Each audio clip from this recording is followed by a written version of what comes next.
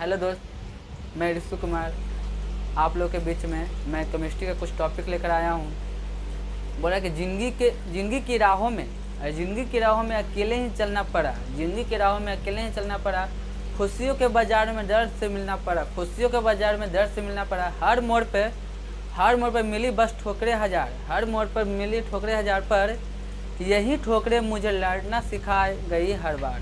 मतलब यही ठोकर बार बार हमको मिलता गया। हर बार हम लोग का जैसे ठोकर, जीवन में ठोकर लगना बहुत अहम भूमिका होता है। उसको सुधार करने के लिए, जो हम लोग का गलती होता है उसको सुधार करने के लिए हम लोग का जीवन में ठोकर लगना बहुत ज़रूरी है। अगर ठोकर नहीं लगेगा तो हम लोग का अहंकार जैसे हो जाता है, क्या घमंड। जैसे रामन घमंड तो रहबे नहीं किया तो इंसान कौन गली करती है।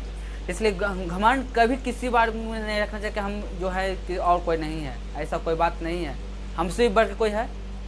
तो बोले यहाँ पर कि पदार्थ दो वर्गों में बांटा गया। पहला हो गया भौतिक परिवर्तन, दूसरा हो गया रासायनिक परिवर्तन। भौतिक परिवर्तन बोले थे कि ऐसा परिवर्तन जिसके फलस्वरूप पदार्थ के सिर्फ भौतिक गुणों में परिवर्तन होता है। पदार्थ के भौतिक गुणों में परिवर्तन होता है और कोई नया परिवर्तन नहीं बनता है। पदार्थ पुनः वो अपना जो अवस्था में रहता है वही अवस्था में लौटाता है। जैसे बोला जा रहा है कि पदार्थ क्या बोल रहा है कि परिवर्तन ऐसा होता है, भौतिक परिवर्तन, इसको में क्या होता है कि इसको से कोई नया पदार्थ बनता नहीं है। जैसे बोला जाता है कि जैसे पानी को हम लोग जमाते फ्रिज में या कुछ अगर उसको बर्फ़ बनाते हैं, तो बर्फ़ तो कोई नया पदार्थ हुआ ना। बर्फ़ से हम लोग पानी बना सकते हैं, पानी से बर्फ़ बना सकते हैं। जैसे हम लोग मोमबत्ती हम जैसे मोमबत्ती हो गया, जैसे मोमबत्ती, तो मोमबत्ती जल जाती, बत्ती मोम अलग हो जाता है और बत्ती अलग हो जाता है।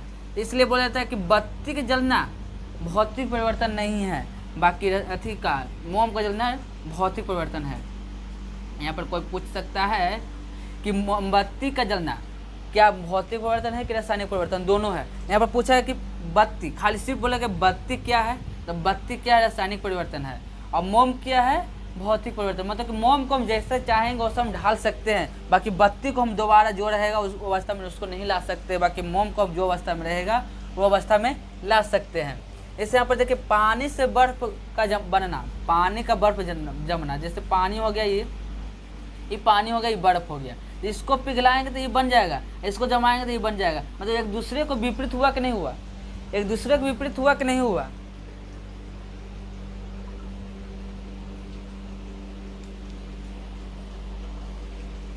एक दूसरे के विपरीत हुआ कि नहीं हुआ। जैसे पानी से बर्फ हम तो कर सकते हैं। पानी का बाष्पीकरण, जैसे हम लोग पानी जब गर्म करते हैं तो उसको जब गर्म करेंगे तो उसका भाप बनेगा कि नहीं बनेगा।